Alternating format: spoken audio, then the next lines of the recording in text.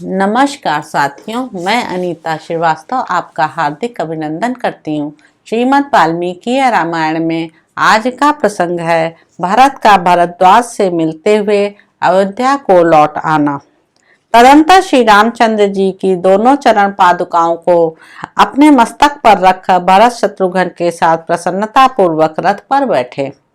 वशिष्ठ, वामदेव तथा दृढ़ता पूर्वक उत्तम व्रत का पालन करने वाले जाबाली आदि सब मंत्री जो उत्तम मंत्रणा देने के कारण सम्मानित थे, आगे आगे चले। वे सब लोग चित्रकूट नामक महान पर्वत की परिक्रमा करते हुए परम रमणीय मंदाकिनी नदी को पार करके पूर्व दिशा की ओर प्रस्थित हुए। उस समय भरत अपनी सेना के साथ सहस्त्रों प्रकार के रमणीय धातुओं को देखते हुए चित्रकूट के किनारे से होकर निकले।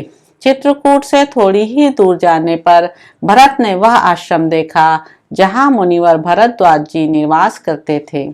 अपने कुल को आनंदित करने वाले पराक्रमी भरत महर्षि भरद्वाज के उस आश्रम पर पहुंचकर रथ से उतर पड़े और उन्होंने मुनि के चरणों में प्रणाम किया। उनके आने से महर्षि भरद्वाज को बड़ी प्रसन्नता हुई और उन्होंने भरत से पूछा, तात, क्या तुम्हारा कार्य संपन्न हुआ? क्या श्री रामचंद्र जी से भेंट हुई? बुद्धिमान भरद्वाज जी के इस प्रकार पूछने पर धर्मवत्सल भरत ने उन्हें इस प्रकार उत्तर दिया, मुने, भगवान श्री राम अपने पराक्रम पर दृढ़ रहने वाले हैं।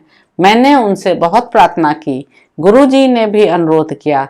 तब उन्होंने अत्यंत प्रसन्न होकर गुरुदेव वशिष्ठ जी से इस प्रकार कहा, मैं 14 वर्षों तक वन में रहूं, इसके लिए मेरे पिताजी ने जो प्रतिज्ञा कर ली थी, उनकी उस प्रतिज्ञा का ही मैं यथार्थ रूप से पालन करूंगा।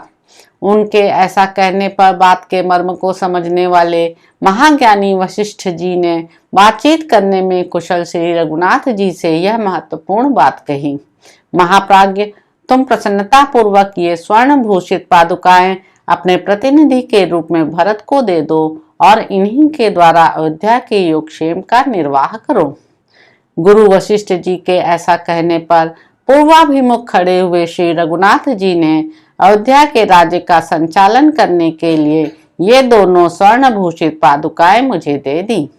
तत्पश्चात मैं महात्मा श्री राम की आज्ञा पाकर लौट आया हूँ और उनकी इस मंगलमयी चरण पादुकाओं को लेकर अयोध्या को ही जा रहा हूँ। महात्मा भरत का यह शुभ वचन सुनकर भरद्वाज मुनि ने यह परम मंगलमय बात कही, भरत, तुम मनुष्यों में सिंह के समान वीर और शील और सदाचार के ज्ञाताओं में श्रेष्ठ हो। जैसे जल नीची भूमि वाले जलाशय में सब ओर से बहकर चला आता है, उसी प्रकार तुम में सारे श्रेष्ठ गुण स्थित हों। यह कोई आश्चर्य की बात नहीं है। तुम्हारे पिता महाबाहो राजा दशरथ सब प्रकार से उऋण हो गए, जिनके तुम जैसा धर्म प्रेमी एवं धर्मात्मा पुत्र है। उन महाज्ञानी महर्षि के ऐसा कहने पर भरत ने हाथ जोड़कर उनके चरणों का स्पर्श किया। फिर वे उनसे जाने की आज्ञा लेने को उद्यत हुए। तदंतर श्रीमान भरत बारंबार भरद्वाज मुनि की परिक्रमा करके मंत्रियों सहित अयोध्या की ओर चल दिए। फिर वह विस्तृत सेना रथों, छकड़ों, घोड़ों और हाथियों के साथ भरत का अनुसरण करती हुई अयोध्या को लौटी। तत्पश्चात आगे जाकर उन सब लोगों ने तरंगमालाओं से सुशोभित दिव्य नदी यमुना को पार करके पुनः शुभ सलीला गंगा जी का दर्शन किया। फिर बंधु बांधवों और सैनिकों के साथ मनोहर जल से भरी हुई गंगा के भी पार होकर वे परम रमणीय श्रृंगवेरपुर में जा पहुंचे। श्रृंगवेरपुर से प्रस्थान करने पर उन्हें पुनः अयोध्यापुरी का दर्शन हुआ, जो उस समय पिता और भाई दोनों से विहीन थी। उसे देखकर भरत ने दुख से संतप्त हो साथी से इस प्रकार कहा,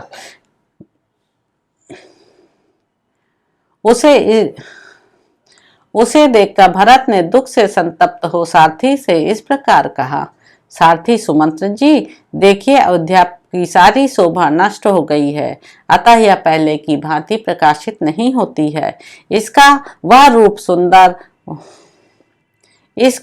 वह सुंदर रूप, वह आनंद जाता रहा।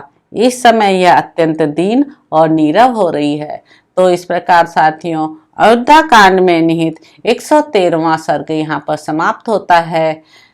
आप मेरे YouTube चैनल संवाद विद अनीता को लाइक करें, शेयर करें, सब्सक्राइब करें। धन्यवाद साथियों।